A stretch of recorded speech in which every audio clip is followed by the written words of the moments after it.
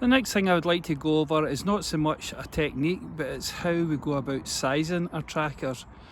Now, over the last number of years, I've been doing a lot of research and development, and one of the most common things we're finding why people don't like trackers is they've bought the wrong tool for the job, and usually what that means is the wrong size.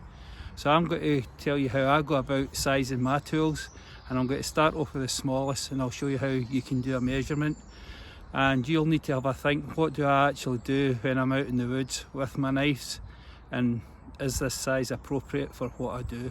So first of all, I'm going to start off with a small knife. Here we have my companion knife. This is the Origin Shirley, and I'll show you how I go about sizing that. So this is the smallest one. So from the tip of your finger to the crease of your wrist, it should be smaller than that for your small knife.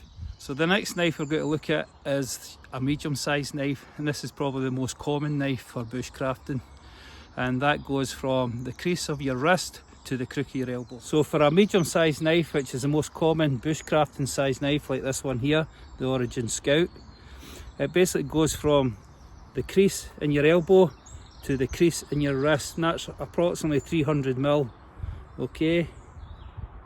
And that's how I would term a medium sized knife. There you go, you can see it still moves. I need to watch I don't stick it into my hand here.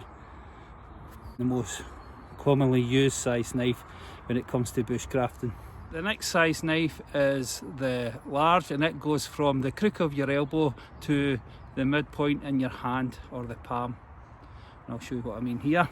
So from your crook of your elbow to that line across the middle of your palm is approximately 12 inches, and I would consider this a large knife.